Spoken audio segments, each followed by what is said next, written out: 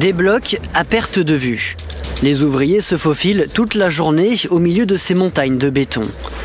Depuis 29 ans, l'entreprise familiale ravitaille le sud de l'île en bordure, agrégats, mais surtout en blocs américains et traditionnels. Et dès l'aube, c'est la course pour les chauffeurs.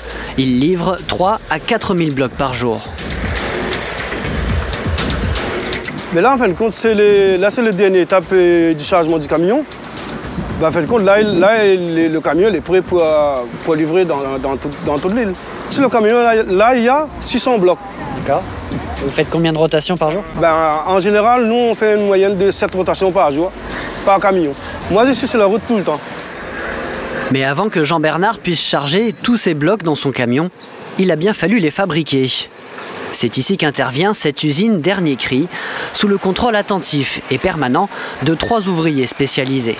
La première étape consiste déjà à l'approvisionnement des agrégats. Cet approvisionnement se fait notamment par des semis qui alimentent notre émis. Ensuite, c'est un peu comme dans une recette de cuisine. La machine va doser les différents types de gravier en fonction de leur taille et de leur poids. Le détail de la recette, par contre, reste jalousement protégé. Notre formulation est bien propre à la société. Donc chaque société, effectivement, a sa formulation. Ici, notre formulation donc, se base sur différents agrégats.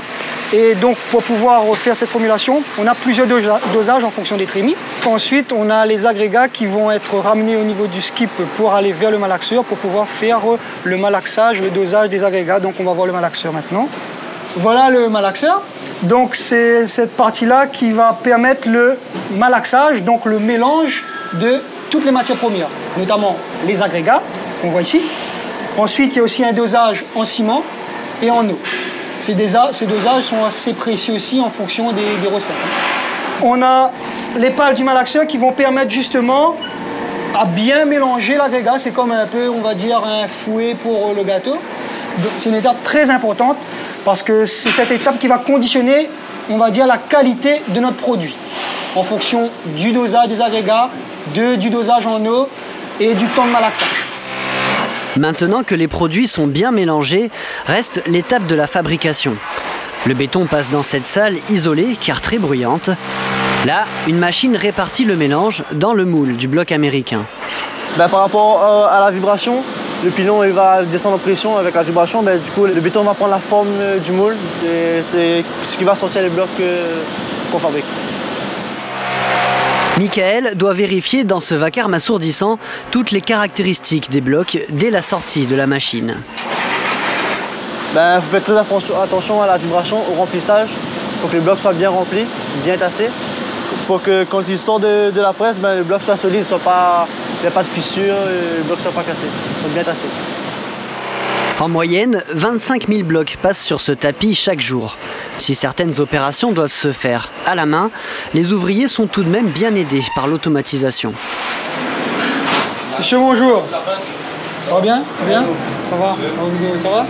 Ici, c'est la zone de commande où les opérateurs gèrent toute la fabrication. Donc c'est vrai, au matin, il y a beaucoup de choses qu'ils doivent contrôler, on va dire, manuellement. Mais ensuite, quand tout est lancé, comme tout est automatisé, donc ils gèrent avec les différents pupitres. Donc ce pupitre-là, il va gérer tout le circuit fabrication au niveau de la presse, donc fabrication du produit. Et ce pupitre-là, donc c'est la partie qui gère toute la palettisation, donc c'est tout le produit fini qui sort après avoir été passé en étuvage. L'étuvage, c'est la période de séchage. Les blocs passent tous par cette étape. Ils sont stockés ici, à l'air ambiant, pendant 2 jours en moyenne. Ensuite, la plupart seront conditionnés sur palette en attendant d'être livrés. Mais pour certains blocs, le processus n'est pas terminé. Didier est technicien de laboratoire. Il a été embauché récemment. Son rôle, tester la qualité des produits. Et entre ses mains, les blocs ont du souci à se faire. Voilà. Alors, qu'est-ce que vous allez faire? Alors, donc c'est un bloc américain, un 2040, que je vais tester pour connaître un peu sa résistance mécanique, pour savoir si notre produit est toujours conforme à notre cahier des charges, en fait. Voilà. Donc voilà, le test est terminé. Le bloc a cassé. Donc la machine nous affiche maintenant à quelle pression notre bloc s'est cassé, ce qui correspond à une certaine résistance. Donc actuellement, on se trouve à 6,9 MPa, ce qui est au-dessus de ce qui est prévu par rapport à nos certifications CE et CSTB, qui est de 4 MPa. Je fais régulièrement ce genre de test pour montrer et suivre notre production pour qu'elle reste conforme en fait. Nos blocs américains 2040 sont certifiés CE, CSTB, et les 2040 à crépir sont également GeoCert. C'est-à-dire que nos blocs sont conçus spécifiquement pour répondre aux exigences environnementales de notre climat tropical, donc tout ce qui est humidité, saison cyclonique et aux UV, etc. Voilà. Ces tests, c'est l'entreprise qui se les impose. Une des réponses à la démarche qualité dans laquelle ils se sont engagés.